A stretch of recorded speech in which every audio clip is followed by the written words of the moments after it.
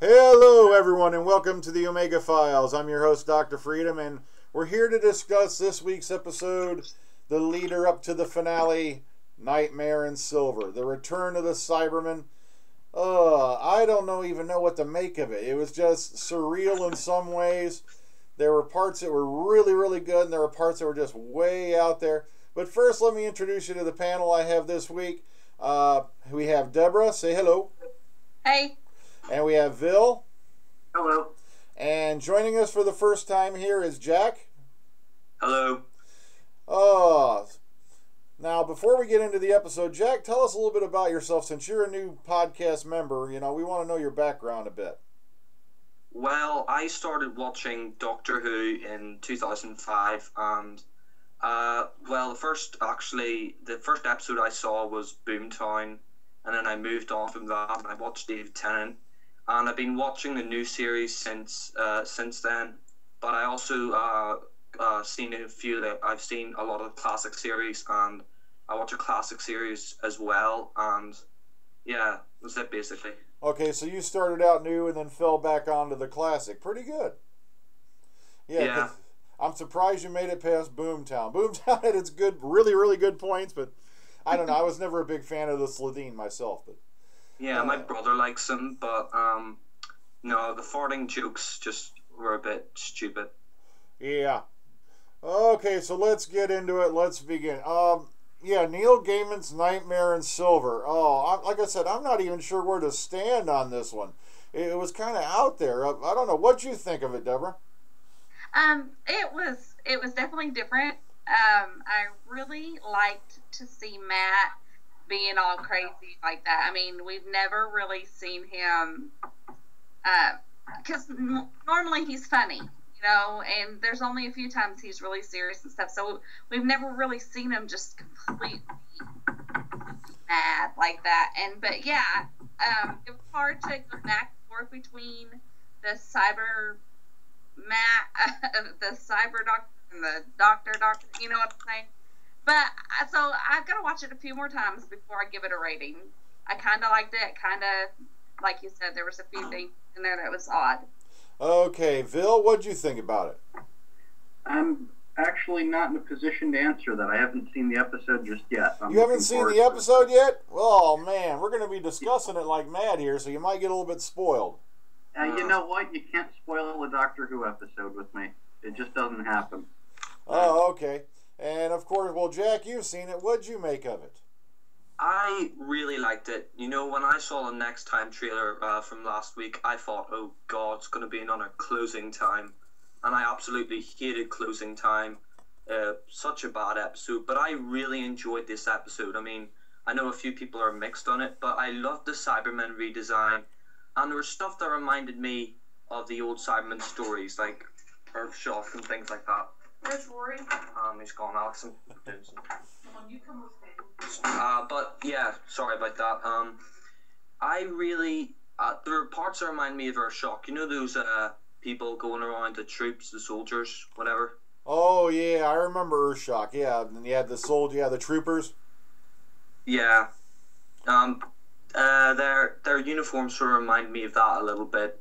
I mean, that bit where they're all coming out of all the Cybermen are coming out, it sort of reminded me at the end of part 3 of Earthshock, when all the Cybermen are coming towards the screen, and it sort of reminds me of Tomb of the Cybermen as well. I mean, I really like the redesign, and I really like the story and the cybermites. So yeah, I thought it was really good.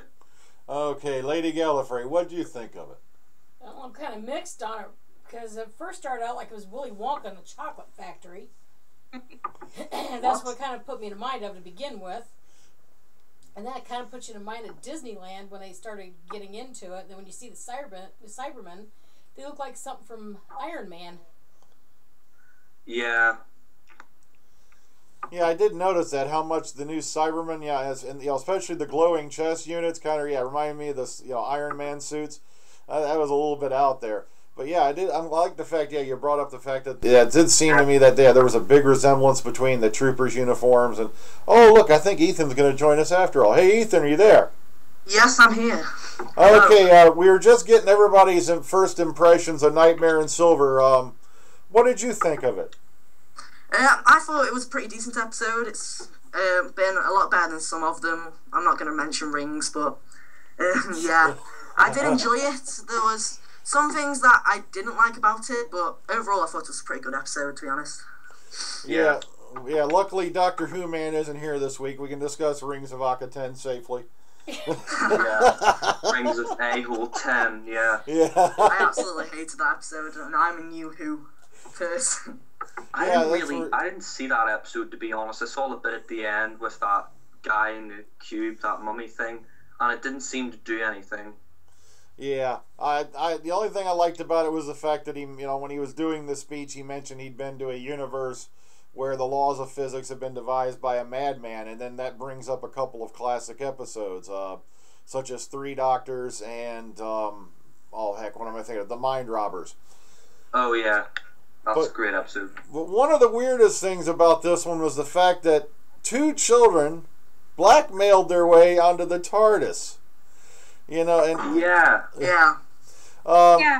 Now, do you really think it's a wise move, given the the danger level, that the Doctor always faces, to bring children along for an adventure like that? What'd you think of that, Deb? I number one, right at the end of the last episode, they're kind of blackmailing her, but then the beginning of the new episode, they're just there. I mean, you don't get to see that conflict between the Doctor and Clara. On if he's saying no, they should. I would have liked to have seen him say no, I don't want to take him, or something like that. I would have, but we didn't get to see any of that. It was just, boom, kids are walking out of the TARDIS. So that was a little bit disappointing. But as I had mentioned before to you, Dr. Freedom, I really think that girl Angie is the queen in the Big Below. The way her behavior is, a lot of the things that, she notices quite a bit, and then in the Beast Below, the Queen notices quite a bit. The little girl talks about mirrors, and there's some mirrors in the Beast Below, and the Queen knew the Doctor. I'm sorry if I'm getting off subject just a little bit. I'm really thinking that that's the Queen, and especially what happened at the end of Nightmare in Silver and what she said. Yeah, it's definitely a good point, that she does strongly resemble Liz 10, and she did mention that if she had a chance to be Queen of the Universe or whatnot, she'd say yes. So it's always a possibility. Moffat's a mind melter. He loves making things backwards compatible or irreversible, like my raincoat. But who knows? It could be with Moffat. You never know. Yeah. All right, Bill, what'd you think about children being brought along on an adventure? Oh, me? All right, Phil, are you still with us? Yeah, I am. And as far as what I thought, like I said, I haven't seen the episode, but I knew that was coming up, and I was kind of neutral on it, to be honest, because I could see it being really bad, but I always like to give it a chance. Okay, Jack, you've seen the episode. What did you think of the children and them being brought on the TARDIS into an adventure like this? Well, I remember watching last week's episode, and then they're on the internet, and she's talking to them, and then I'm just thinking of Nightmare in Silver, and I'm like, oh god, we're going to have to take, as I call them, the nappy changers onto the TARDIS. Seriously. Okay, Ethan. Sorry, were you done, Jack? I'm sorry. No. Go on ahead. Yeah. What I liked about the kids in this episode is they didn't get to do much. They were whining at the start, sort of, and then they get sort of converted, sort of taken over. And I thought that was really good. I was just like, yes, they don't get to do that much. I was just really happy the way at the end they just left. I was just like, thank God, I don't want these kids to become a permanent companion, because they seemed really annoying. It sort of reminded me of Adric, how annoying Adric was. Because, I watched Earthshock earlier today again. I just saw a lot of parallels in this episode to Earthshock and Tomb of Cybermen. Okay, Ethan, what'd you think of it? I Well- agree with pretty much everybody that I did find them quite annoying at first, but when the Cyberman kidnapped the girl, I was just happy that pretty much I knew for the rest of the episode we wouldn't be seeing much of them. But I did think, though, it isn't really much like the Doctor near the start when he saw the little cyber insect things, and when Clara said they were going home. I thought it was a bit stupid of the Doctor and really unlike the Doctor to really just leave the kids in danger. Really, he went after them when near the end he was nearly risking himself just to save the children in the end anyway. I don't know. I disagree with that. Can I say something? Sure, go ahead. The Doctor is always looking for trouble, or he always is finding trouble. No matter who's with him, he knows his companions are going to be in danger, and he'll leave them alone and say, don't wander off, and he knows they're going to wander off. He knows that they're going to be in danger. So I kind of disagree with that a little bit, but I do agree that the children were quite annoying. Yeah, nappy changers. Yeah. Okay, Lady Gallifrey, what do you think of the Doctor dragging children along in the TARDIS onto an adventure? I don't think they should have been there. Yeah, that's kind of the Simple as impression that, I got as well. Because you never take children and put them in a dangerous situation. I don't care who you are. You don't do that. That's not right. Well, also true, yeah, we do have to factor in the fact that he thought he was taking them to an amusement park, but when does it ever turn out the way he thinks it's going to? Never. Yeah. Yeah.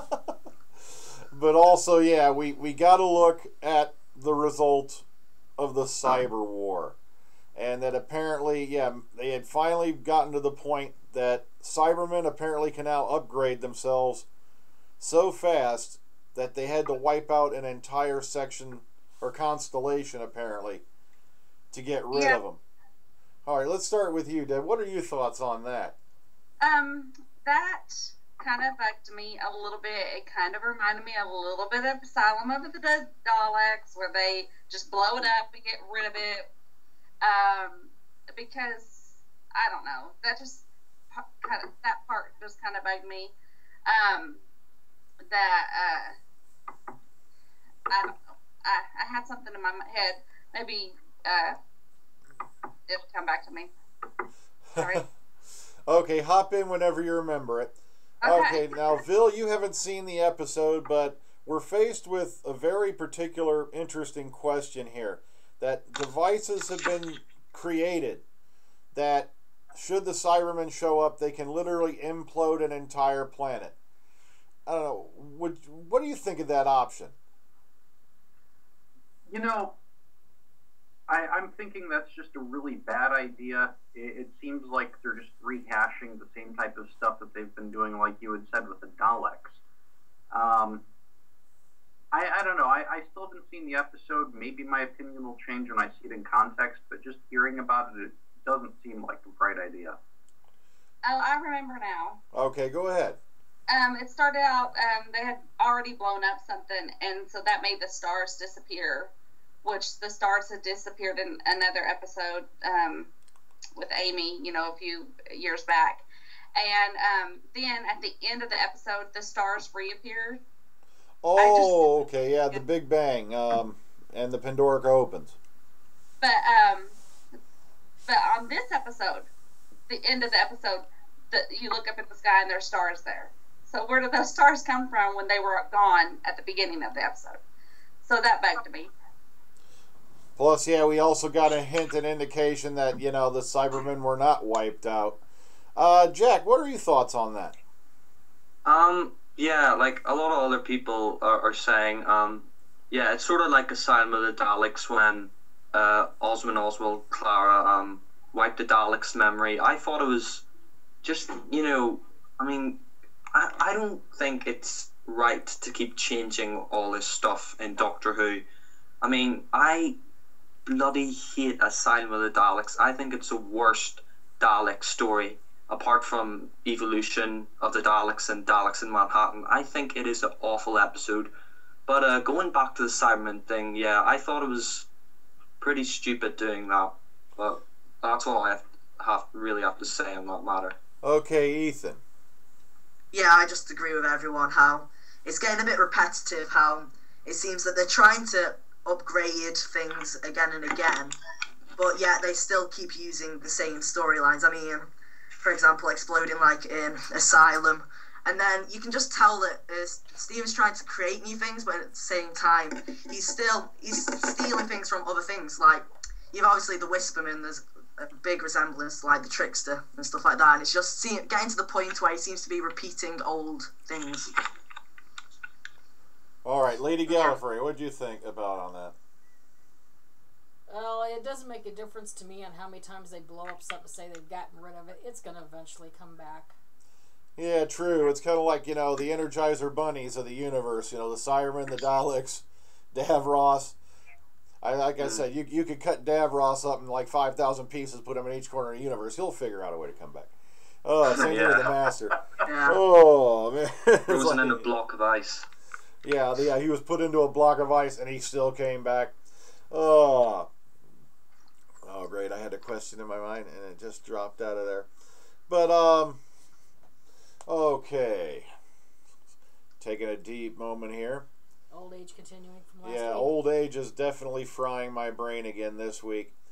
All right. Now, okay, we find out, that of course, well, that's right. I shouldn't really mention about Porridge in front of Vil here. He hasn't seen the episode yet.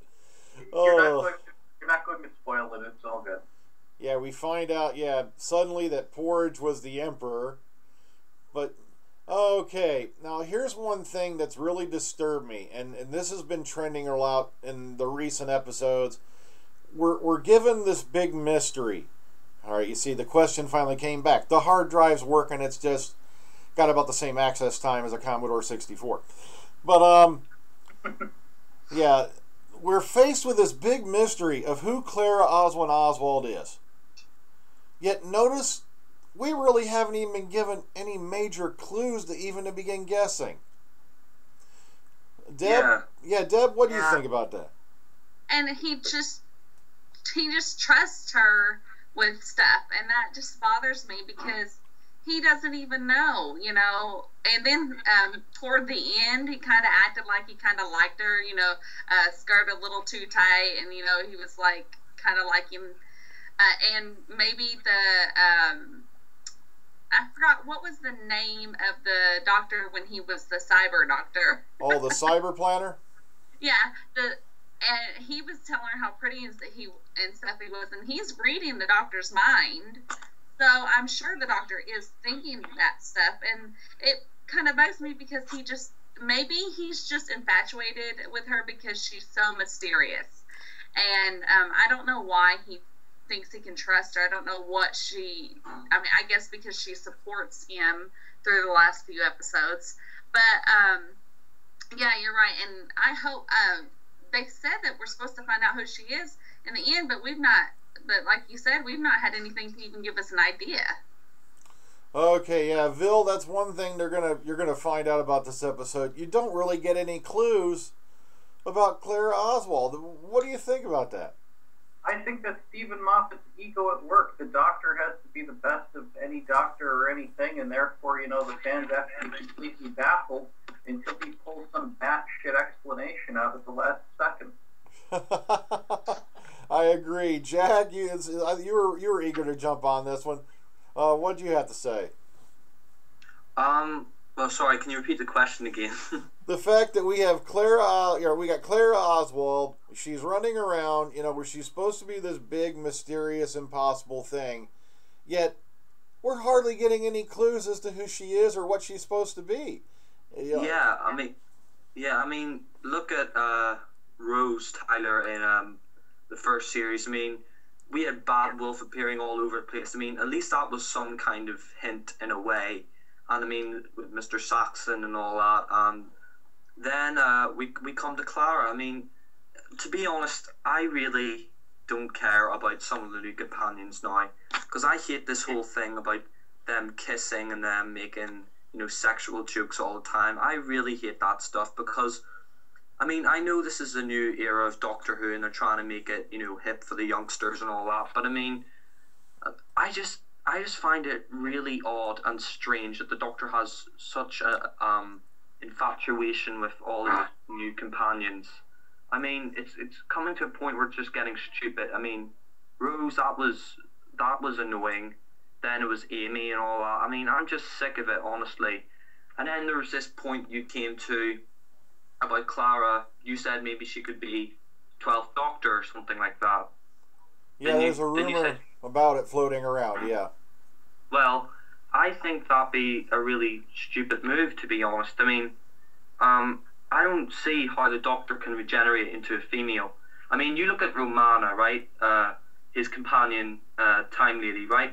She was a Time Lady when she was with him, and then just before Destiny of Daleks, she regenerated, but she stayed as a woman. I just think it's really weird, this new series logic. I mean, how can like a Time Lord change its sex? I mean, you think about I think there's two sexes on Gallifrey. There's male and female, like Earth and like probably many other planets in the Doctor Who universe. So I find it really odd how the Doctor can change into a woman, apparently. And I just find it really disturbing, because if they actually did that, no offense to Jenna-Louise Coleman, but I would stop watching, honestly. I mean, you'd have to have male companions now, and then you would have to look at the old Doctors and think, oh, well, he's gay because now he's a woman. It just doesn't make any sense. Okay, Ethan. Well, I don't really have anything really else to add about the Clara mystery. I just think when we were told at Christmas that she died again, and Stephen Moffat was saying questions will be answered and all that, and everything will be resolved, I didn't think that he'd leave it to the last minute. I thought we'd be getting at least some clues, but it seems to me like in the last few episodes we just haven't been getting hardly anything, really, and it just feels like he's been building it up, and if it's a really disappointing thing to who she is, then really it's not going to really turn out that very well at all. Oh. Okay, Vil, you said, like, yeah, go ahead, Vil. Yeah, I was just going to say, I have a theory. I'd love to know if Matrix Lord has to say about it if he gets a chance. But maybe at some point, Jenna's character, Clara, is going to unzip herself, and Kate O'Mara is going to walk away. I'm not your companion. I'm secretly Zip the Runny. Who knows with Moffat, because remember, this is Mr. I don't give a toss shit. He brings back the Silurians, reuses the Autons. Oh. Yeah. Yeah, my friend calls him Stephen Moffat because he's just completely sick of him. Yeah, gives the Naimons a mention, and yet, no one even really liked Horns of the Naimon that much, but... Yeah. Okay, Lady Gallifrey, what do you think about this whole Clara mystery thing and the fact we're not getting any real clues? I'm kind of disappointed we haven't got any clues about her. I mean, I think it's totally ridiculous. They should have given us some type of little hint about something on there. Mm-hmm. Yeah, that's what's really, upsetting me, is the fact that we've got this big mystery, they've set it up, they've hyped it up, beyond the moon, yet we're not getting any hints. Anyone else have any thoughts on that? Well, yeah. Go ahead, Deb. You go ahead. No, Jack, go ahead. Okay, Jack, you start. It's okay. You can go. Jack, go ahead. I'm the host. I was just agreeing. Oh, okay. Sorry. Go ahead. Go ahead, Jack. Well, the whole hint thing with Clara, I mean, I just, oh God, it just pains me, all these plot twists. Why can't we just have, like the classic series, just, one story, take it at a time, not this big whole season arc thing. I mean, that was the key to time, but that was one season. Why can't we just have, one story with a next story, and then just finish it? No big finale. That's what I hated with The End of Time. The Tennant got a huge send-off, and it was pretty crap, if you ask me, The End of Time, because when he crashed through that window and he landed on the floor, he just had a few scratches. I mean, look at the Fourth Doctor. When he fell from the radio beacon in Logopolis, he broke all his bones and he regenerated. Made no sense in End of Time. But I'm getting off topic. I mean... yeah, I can see what you're alluding to, though, yeah. Yeah, well, Clara just... She... I mean, I like her, but the only problem is she seems a bit too cocky. All the new companions seem a bit cocky. Like, Amy talked back, and now Clara's talking back to the Doctor and all that. Well, I don't know. That can be a good thing, talking back to the Doctor. Worked for Donna. Yeah, I know. Oh. I don't know. I just think that that it'd be nice to have an assistant who sort of respects the Doctor in a way, instead of making constant jokes about sex and stuff like that. Sort of bugs me. I know, the whole skirt thing, I'm like, oh God, why'd they have to add that for? It's like they have Beavis and Butthead as companions now. I couldn't have worded that better myself. When it first came back, Rose doesn't bother me. I mean, Jack, you obviously just absolutely despise them, but Rose doesn't. No, I don't despise them. I mean, I like some of the new companions, but Rose, thing about her is she's a bit nasty to everybody. I mean, she was nasty to Mickey for no apparent reason, and then she hung up to her mom in the first episode of the Revive series, which I found a bit weird, because her mom's pleading to you on the phone and she just hangs up. Seemed kind of a...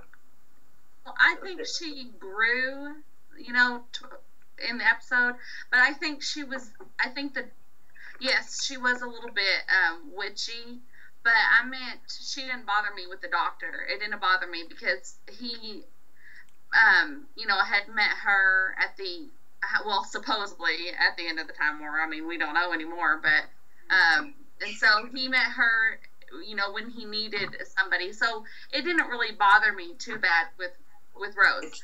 But yeah, his distance with her, he didn't really say he loved her or anything like that. He did keep his distance with her. But then all the other companions, he kissed like every single companion. Yeah. After, I mean, he even kissed Rory, and that's frustrating to me that he just,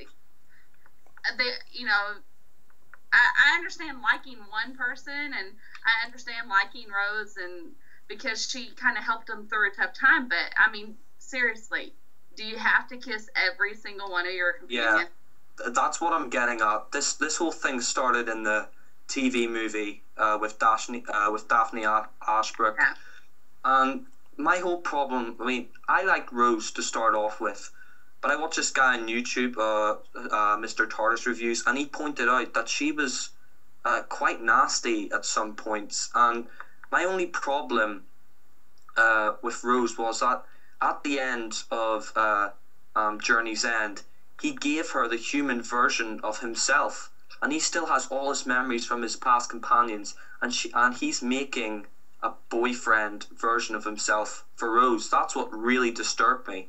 I'm like, why would that worked?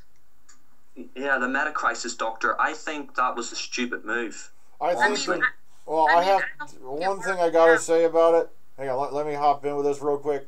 I think RTD did that just to give her happy ending. But go on ahead, no, Deb. I mean, you were up next. Go ahead. Well, I just didn't think that. I think if we were actually to have another episode with them, I don't think that they would have worked out. I think that because he's not the Doctor, he's not even. I mean, he's got just one heart. We don't know how he ages. We don't know how I mean, he could have went mad. I just honestly don't think that him and Rose would have worked out together, because she was a little self-absorbed and stuff, and I think she would have always, remembered the Doctor and not him. I thought Rose was just selfish, and that Donna was more of a caring character. I like Donna a lot better. Okay, does anyone else have anything to say about this? Phil? Yeah, just one thing. You were saying that Russell T Davies wanted to give her a happy ending and all. Well, that being the case, couldn't he have just done like a normal guy and sent her to a massage parlor? Yeah, why not Mickey? Depending on what Because massage he's black. parlor. Is that your excuse, Russell T Davies? That's just the impression I got, is that he wanted to just completely end that storyline, so that way it's done, it's over with, and we're supposed to not really go back to it, but then of course they do. Well, my happy ending for Rose involves a Dalek. Yeah, but which attachment? Oh! Exterminate. Exactly. Okay. Does anyone else have anything to say on that, Ethan? No, I'm fine with everything. Yeah. Okay. Lady Gallifrey, before we move on? No. Okay, so, yeah, it was kind of weird the way they resolved that. Plus, you had that little snippet they edited out where he was going to give him a TARDIS or a piece of it to grow his own. Oh, God, no. Yeah, they edited it out though, fortunately. But I know. that is a big question, and this is something that I kind of thought was weird that happened in tonight's episode.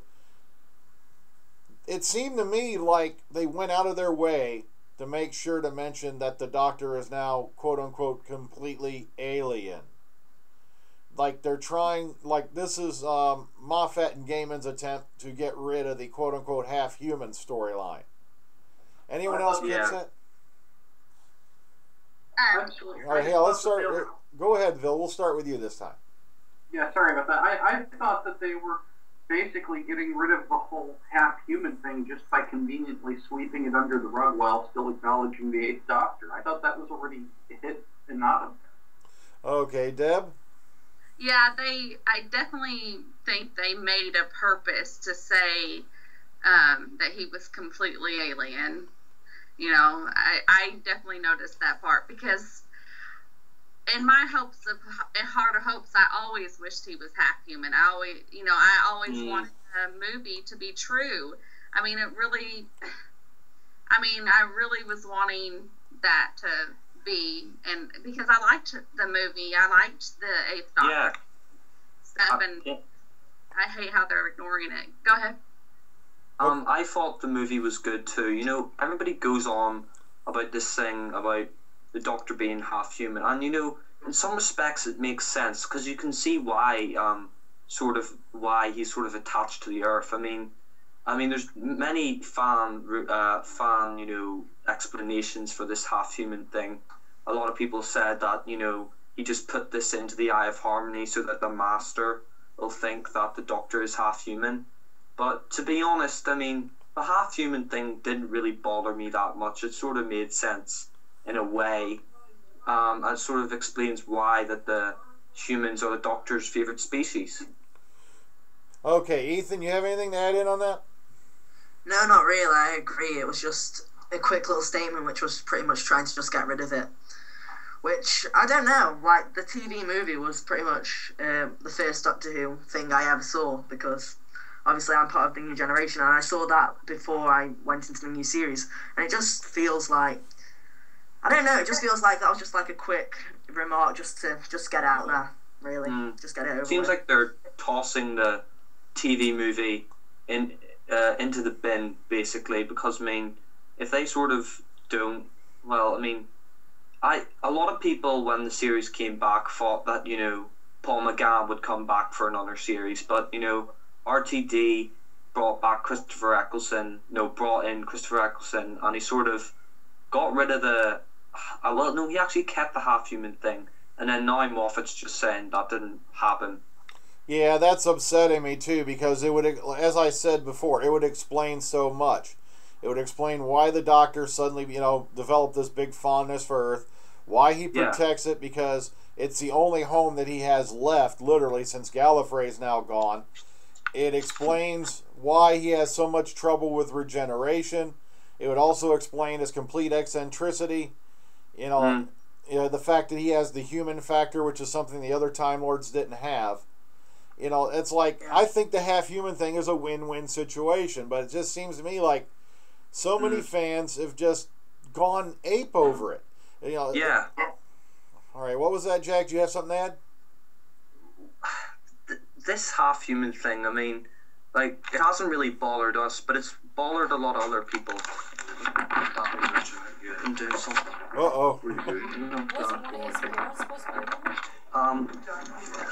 doing something that... Sorry about that. But this half-human thing, right?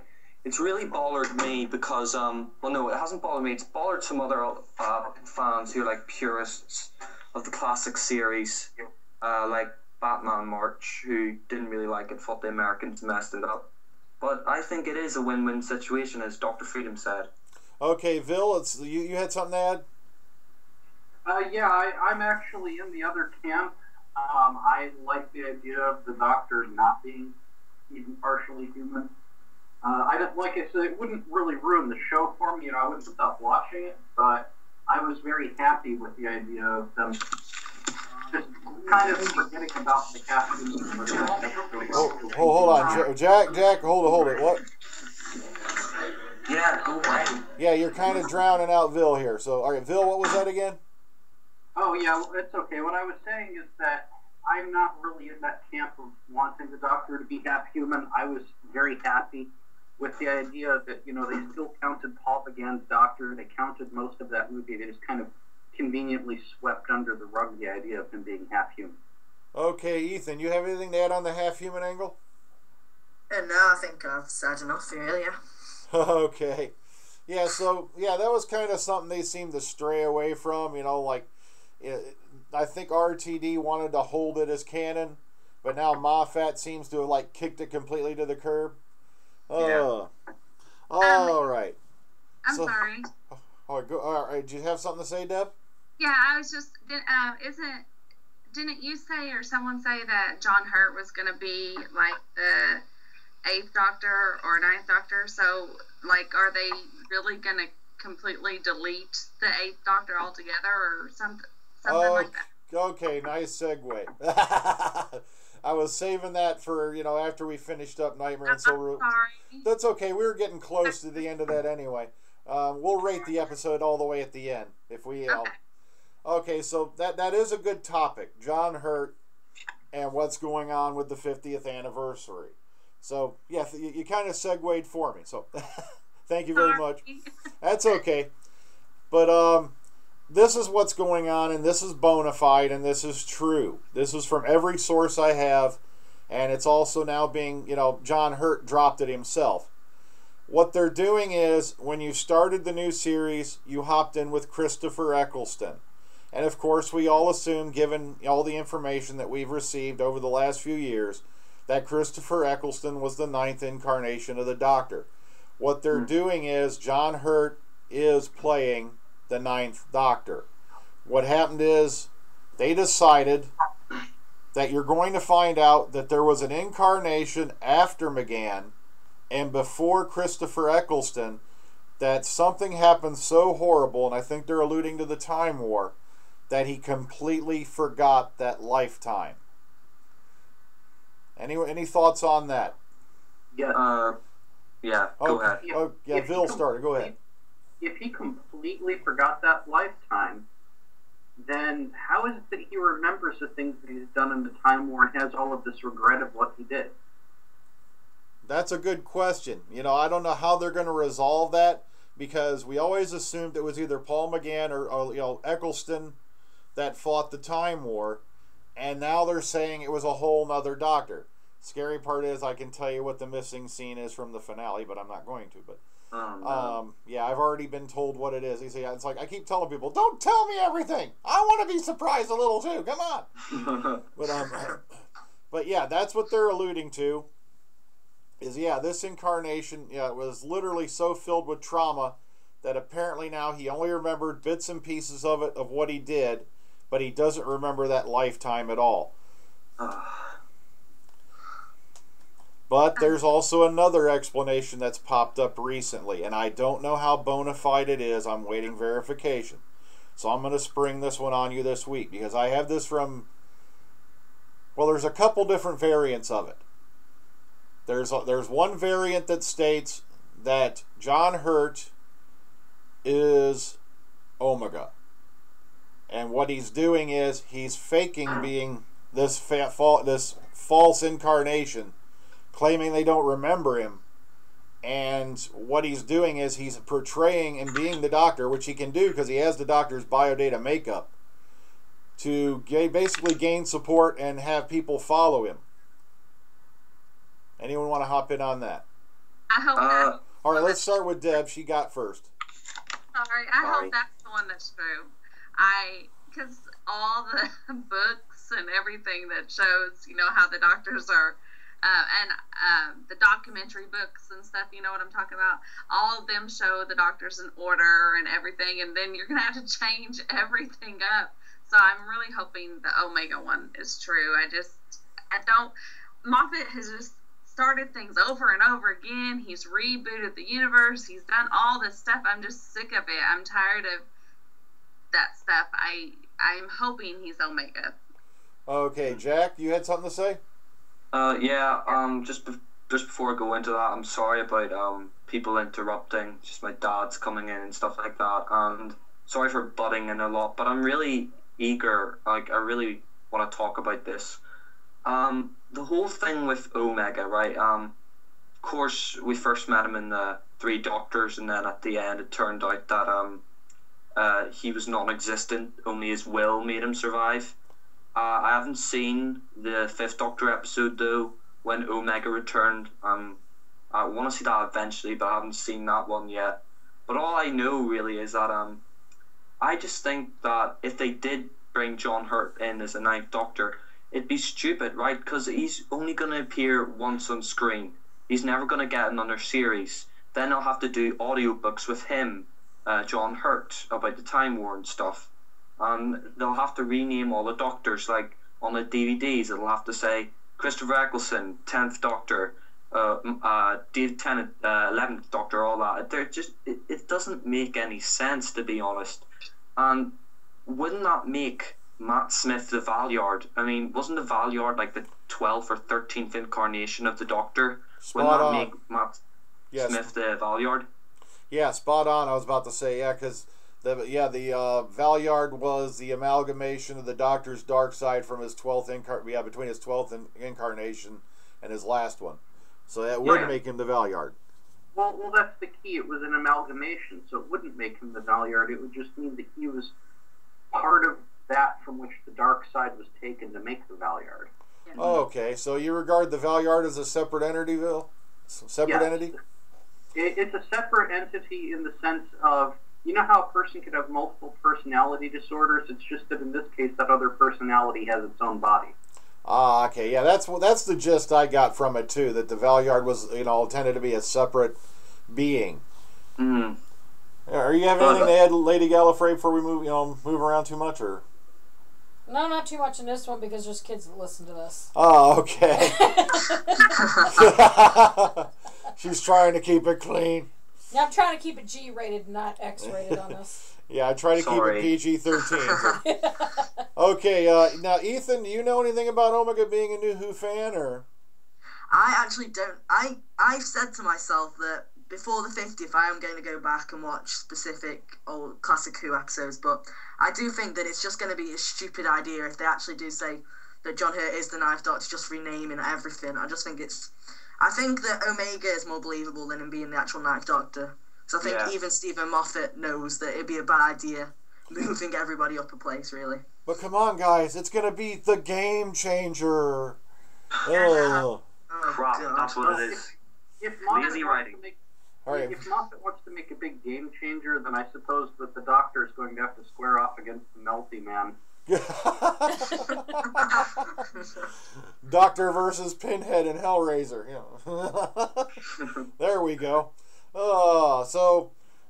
It's just weird to me, that they're doing all this strange stuff with the 50th, but what's really making me angry lately, and I brought this up before we started recording, is all the backpedaling that's going on right now. First you got Moffat saying, well, there's going to be more than one 60-minute episode. That's all rubbish. And now every single, a lot of them, like Cameron McEwen of Blogger Who, as Deborah stated, in a message to me on Facebook, now Doctor Who Online, and by the way, according to Doctor Who Man, Sebastian knows rubbish. Now they're saying it's 60 minutes. Now, if they backpedal and turn this, given the fact this is going into the theaters, and make this a 60-minute episode, let's start with Deb. What would you think about that? Okay. I would be very upset and disappointed, especially if you're going to pay theater prices for 60 minutes. I think it's wrong. I I don't care what's happening in Moffat's personal life or whatever happened to make him only write one episode. He lied to us. He said to think of him, you know, in multi-episodes. And so if you only are getting one episode, you should get a good, long episode that doesn't change things, but a good one with the classic doctors. I'm still mad about that one. Yeah, I'll be very disappointed. If it's 60 minutes, I'm going to be so mad. Okay, let's go to Vil. I have to agree wholeheartedly with what she said there. I mean, how can you make a 50th anniversary and not have the classic doctors? And when I say the classic doctors, snippets of them, like in the 11th hour, don't cut it. They need to be an integral part of the story. Given that this is the 50th, I would even say that since the first three actors aren't with us anymore, that it would be good to use other actors that can fill in the parts. But with everyone that is still alive, use them, use them, use them. I don't care how good the story is with Omega. It would just be a good story, but it would be crap for a 50th anniversary. I'm not watching this to see the 8th anniversary of the second iteration of the show. Okay, Jack? Well, yeah, you're right about this whole backpedaling thing. I just think it's ridiculous. I mean, when Moffat first took over as the leader, like in Series 5, we had such greats like The Empty Child, you know, Blink, all those great episodes, Girl in the Fireplace, and I thought it was going to be really scary. I thought, like, you know, the episodes were going to be scary, but we didn't get that at all. And then we're coming to the 50th anniversary, and they don't have any of the classic doctors, and that just really irritates me, right? Because Tom Baker is 79 years old, right? I don't know if he's going to be around for the next major anniversary. We won't see it on our real major anniversary for another 50 years until it's 100th anniversary, which probably won't be likely. I mean, I don't know what's going to happen in the next 50 years if they're going to cancel it again. But Tom Baker's 79 years old. I mean, give the man a break. He wants to be in it. Okay. He wants to. Sorry, Freedom. He wants to be in it. He declined the 5 doctors, and later he regretted it. So, you know, I mean, Dimensions in Time doesn't count for me. I mean, that was awful. He needs another appearance as a doctor, and so does Paul, because they deserve it. Okay. Yeah, all right. Well, what was that, Deb? definitely Paul. I think he deserves an episode. I think he deserves a series, actually, to go back in time, you know, kind of look back, you know, just a little series to look back of his life at the Time Wars. And okay. I just had a bad thought. All right, what was that, Phil? I just had a bad thought that the way that this is going, you know, Dimensions in Time might actually be a better anniversary story. Oh, no. God, no. Okay, hang on. Well, let's not forget Ethan. Ethan, what do you think about all this nonsense? Even though I'm a new Hoop fan, I still think it's stupid they're not bringing back the old Doctors. I can understand the history behind it, and I just think it's really just a stupid idea not to bring them back. I just think it's just been such a legacy, and just bringing back the last two that we've had in the last 5-6 years, it just seems like a really stupid idea. Okay, now I have to drop the game changer on you all. All right, now, unless you have something to add, Lady Gallifrey. That's right. I'm sorry. No, I agree with all of them. I mean, I honestly don't see how they can go from like an hour and a half episode down to a 60-minute and fit everything in there. And I do agree with them that they should bring all the Doctors that are still around with us back in. Yeah, but you see, that's the one thing I don't get. If I remember right, 3 Doctors was 100 minutes, 5 Doctors was 90 minutes, and now they're trying to say, oh, it's only 60 minutes for the 50th anniversary special. Come on. And that's what I keep telling them. If Moffat puts on a 60-minute special, throws all his eggs in that one basket, and it bombs, he's done for. He might as well pack his bags, head for the border as fast as he can, and and hop that plane to America and write some more Tintin movies, because he's done. My personal opinion, if they shove everything into 60 minutes, it's going to suck. Yeah. Because you're going to have to run through things too fast and skip too much. Okay. Okay, now I'm going to drop my paranoia on you. Are you ready? This is what has me worried, because it's looking like this is 90% bona fide. I'm getting this from multiple sources, and it's the same story every time. That's the only reason I've been reporting it. It looks like you're going to get a webisode after the finale, and it's going to be aired before the 50th, where Paul McGann's going to regenerate into John Hurt. I know. That's why I have been grabbing what's left of the hair on my head and screaming, because it's like, wait a minute. You dissed this guy, Paul McGann, credible actor. 17 years he's been telling you, I'll come back, I'll come back, I'll come back. And you let him come back to do a frickin' regeneration scene? Crap. He's getting the Sylvester McCoy treatment. I know. Okay, Deb, let's start with Deb. Sorry, I had said this before. I don't know which podcast I said this in, but it would be to respect Paul McGann, to respect, the Eighth Doctor. It would be cool to have, you know how Lost would go back and forth, if you ever watched Lost? Oh, it drove me mad. But it would be just so we could remember the Eighth Doctor, to have a series like that, or maybe one episode, something happened with the Doctor, and so he's looking back as Paul McGann. I just don't, a little webisode that's not giving him any credit, and then him turning into John Hurt and not Christopher Eccleston. That's frustrating me. I'm starting to get a little frustrated about this. And now welcome to my world. Okay, let's go to Vil. Vil, what did you think? I think it's a horrible idea. I like the idea of them having him do a regeneration if they give him a good story to lead into it, not, 15 seconds of screen time. But that should be him going into Eccleston, not him going into John Hurt. Okay, Jack? Well, sorry for the background disturbance and people entering and stuff. I'm not actually at my house. I'm at my cousin's house and they're having a party, sort of. But this whole thing about John Hurt, Paul McGann generating John Hurt, it's really stupid, because John Hurt is he's only going to appear in a special, and then they'll have to do all these audio adventures with him, as I've been saying.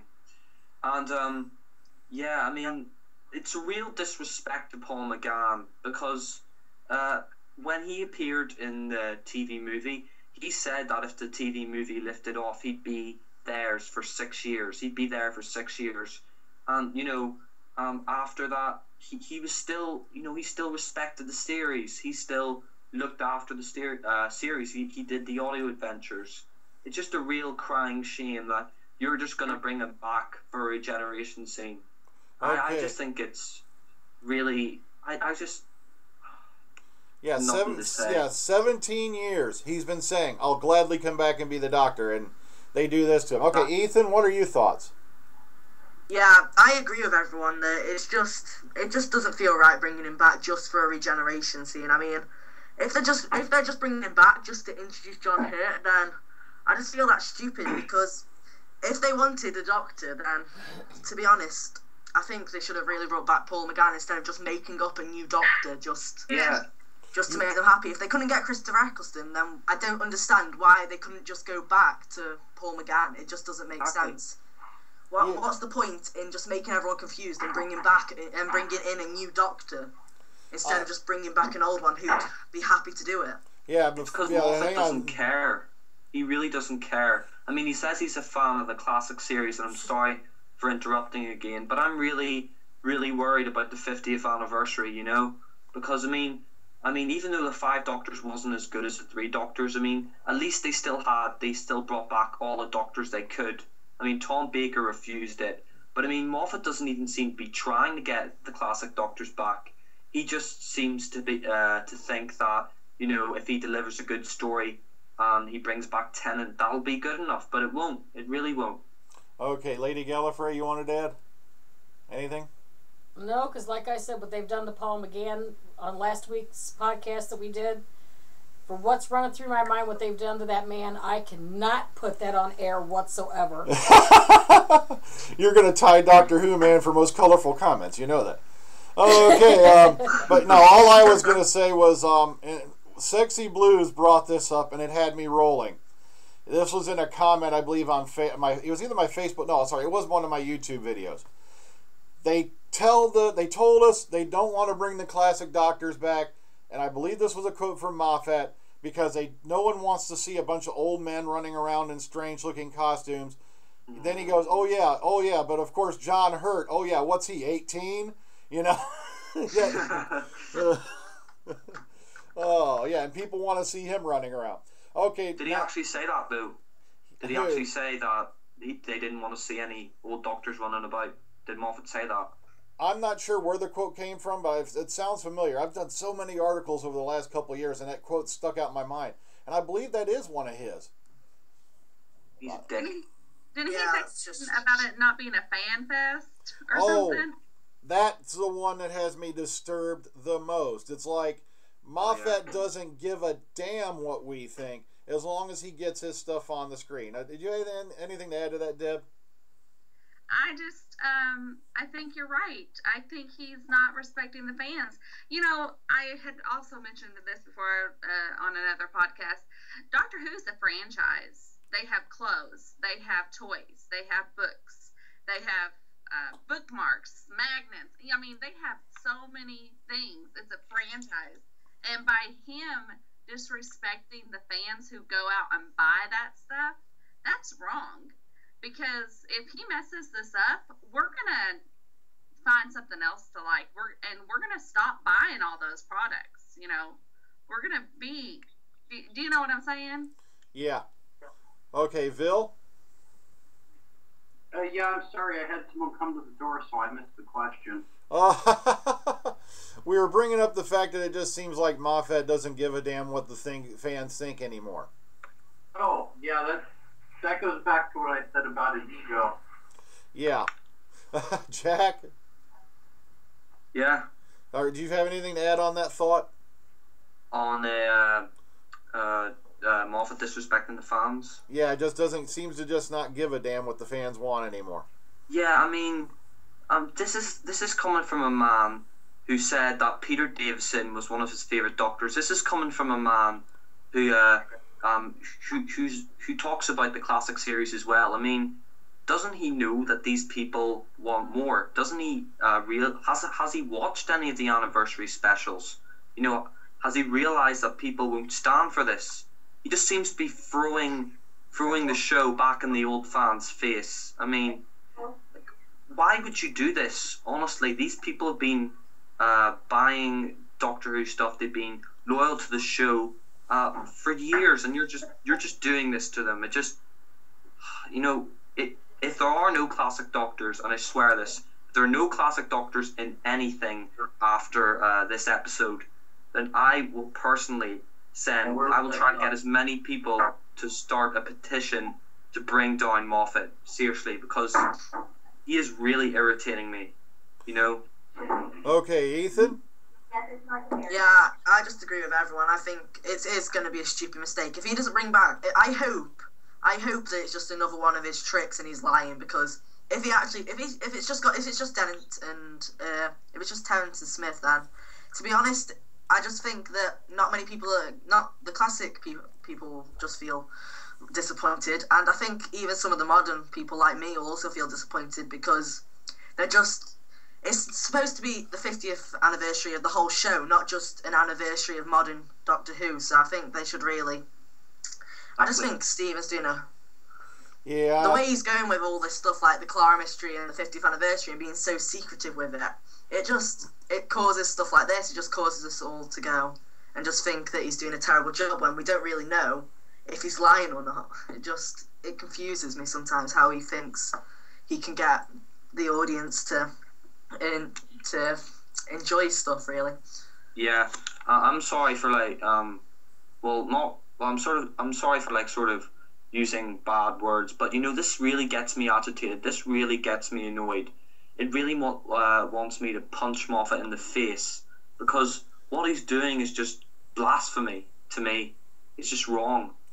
Yeah, it's driving me nuts too, but the good thing I can tell you is there's a strong possibility at this point that he's not coming back next year. And like I said, I can't nail that down for sure. God. Honestly. Well, I just hope he doesn't ruin it in the meantime. And I also hope the pictures of the Doctor and the Nightmare in Silver, I hope those weren't his look back on the for the 50th anniversary. I hope that wasn't his look, Okay, what I can tell you is, according to everything I've heard, you're going to see some snippets from the old show in the finale, particularly Doctors 1 through 7.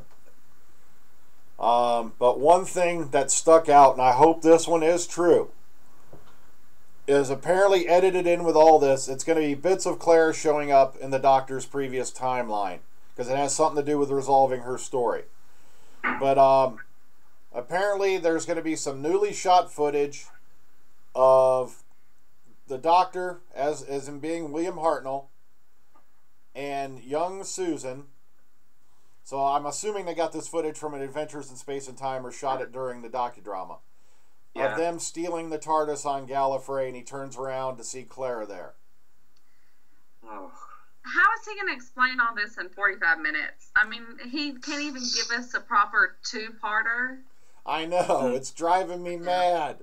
The guy can't even, give us, this whole movie theme series to me has just bombed.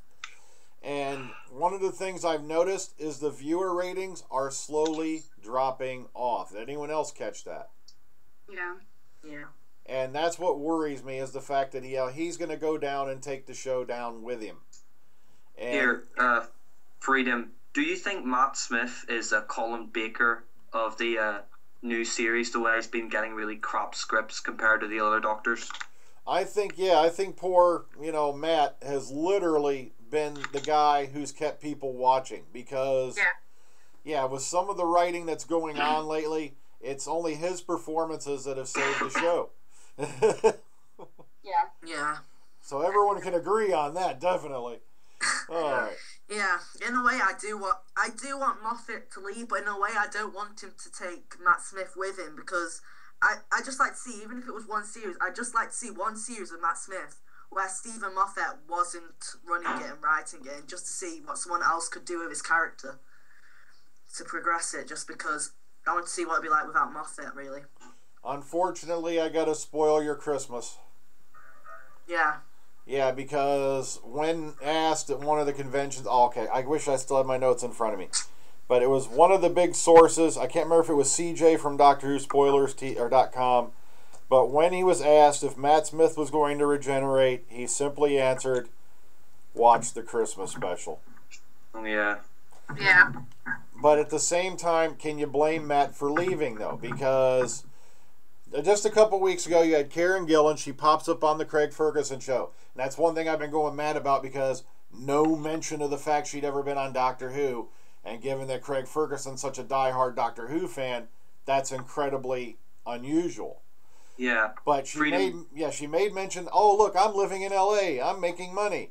And then you also have Matt's friend, Andrew Russell Garfield, who he came up with. And now Andrew Russell Garfield is playing the lead in the new Spider-Man movies. Yeah. So Matt's definitely feeling that yank to get out while the getting's good, and especially now that he's done a movie in Hollywood, or he's doing one now. Freedom. You're saying about watch the Christmas special, but you have to think back to 2008, Journey's End. Remember when we saw the Doctor regenerating and it's the two continued?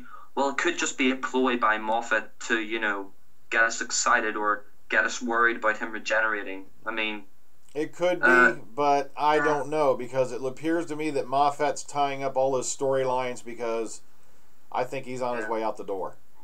If he uses the 50th anniversary just to tie up all the loose ends in series 5 through 7, well then that's it. I'm just out of here, because I mean that is just lazy. Okay, you can't use the 50th anniversary. And Matrix Lord 212 pointed this out in one of his videos as well. That is just lazy. You can't do that. You know, you're exactly right when he said it shouldn't be a fan fest. I agree with you completely. This is 50 years of the longest running science fiction show. You know, so much has happened in that time. And just to, you know, I mean, all I've really heard about celebrating the 50th anniversary recently is just these postage stamps. We don't want postage stamps. We want the Doctors. We want great enemies, and we want good plots. Why couldn't they bring in a classic writer? Like, for the 5 Doctors, they had Terrence Dicks. He wrote the script for that. So why can't they bring in a classic writer? Why does Moffat have to pen it and just ruin it for everybody? Why does he have to do it? Anyone else have any thoughts on that? What did he say? About why don't they bring in some of the classic writers and whatnot for the 50th? Yeah, I think that would have been respect, especially since Moffat has been busy and has had a whole lot of other things on his mind. That would have been respectful to say, hey, would you mind writing an episode? Would you mind doing this? I honestly don't understand why he is being so mean. And on the BBC, because you know, where they remember the Doctor each month. What's it called? I forget it all the time. Heck. The Doctor's Revisited? Yeah, and I've mentioned this before. He's so, I love this. And, I mean, you have to hear him talking. He acts like he just adores these Doctors, and he acts like he just, you know, just loves them and loves the old series. But his writing on this series doesn't go with what he says on. Yeah, Mom, I'm talking on Skype. Can you please go? Hang on, Jack. Talking, this is important. Jack, you may want to mute your mic. Okay, keep going, Deb.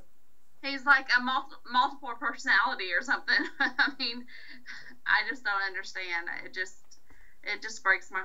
It does break my heart, you know, toward all these people. And I think some of these actors, I think they would have came back. I don't think they would have.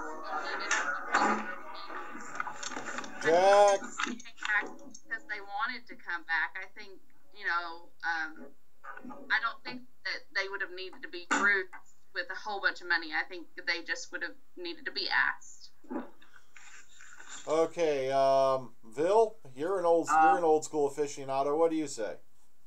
You know, I think it's an absolute travesty not to use them. I can't really say anything that Deborah didn't cover.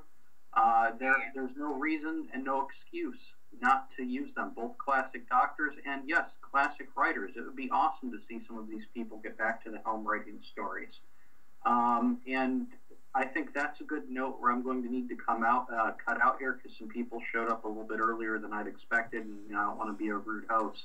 Yeah, that's okay. We're almost to the end here, so. Okay, well, thanks for having me on, and I'll talk to you guys next week. Okay, we'll talk to you later, Vil. Hope you enjoy the episode. Absolutely. You have a good day. All right. Okay, Ethan, you have anything to add on that? No.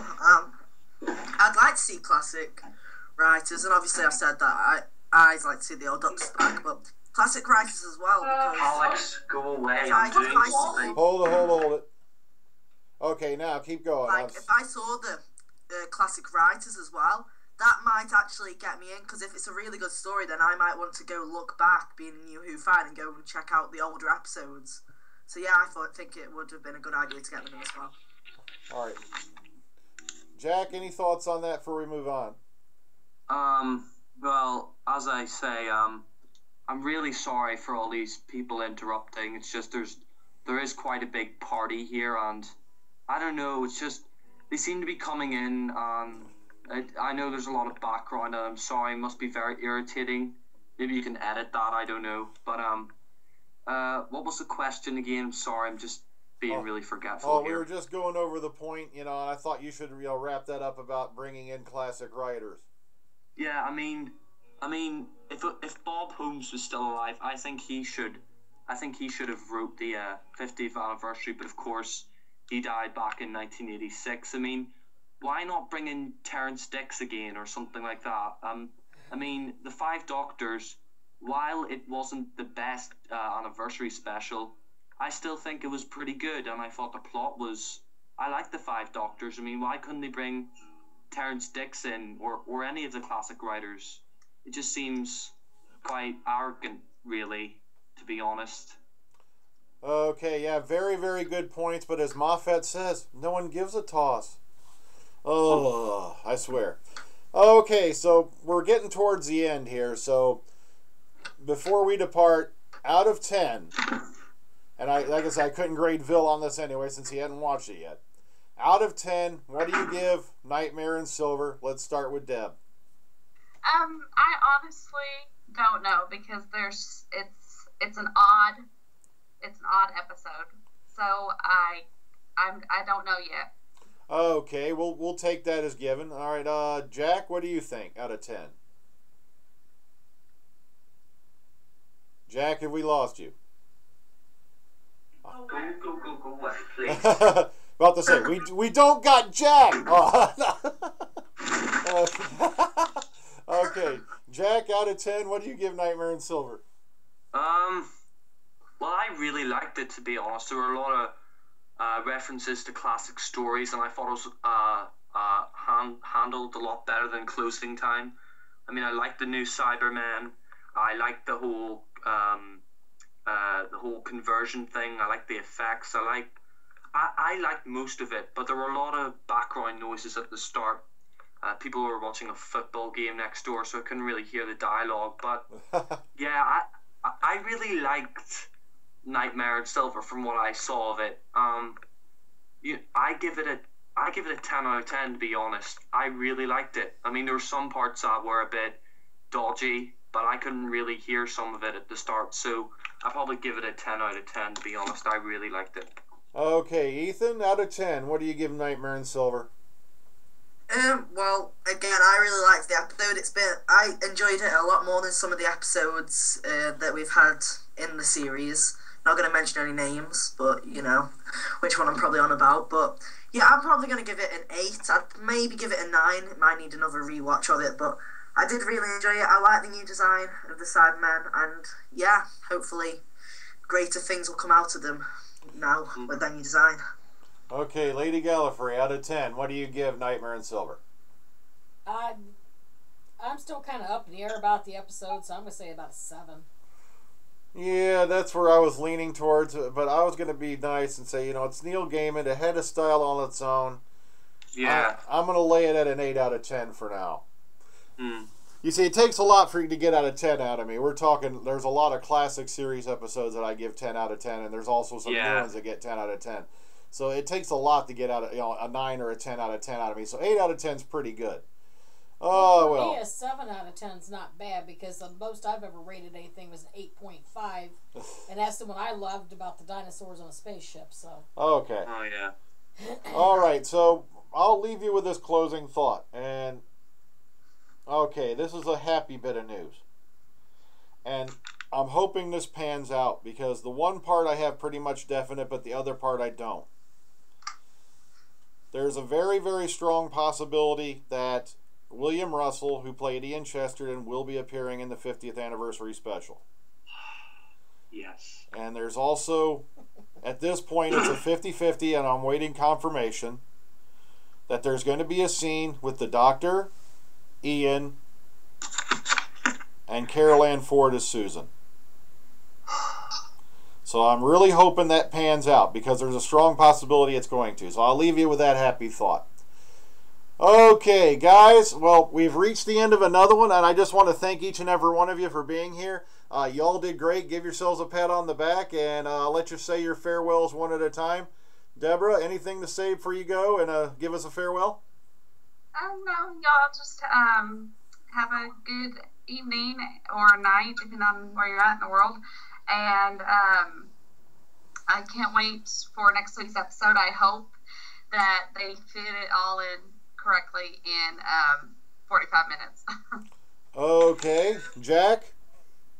As I said, thank you for having me on the Omega Files. Hope it hasn't been too much of a hassle for you, all the background disturbance I don't know if you could edit that out.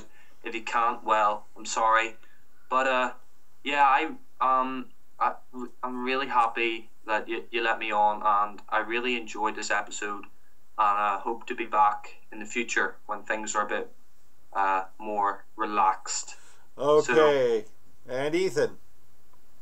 Yeah, I'd just like to say thanks for having me, and yeah, I'm really looking forward to next week's episode. Okay, well, I'm going to bring this one to a close. Thank you all once again for being on the Omega Files, and that's it for this one.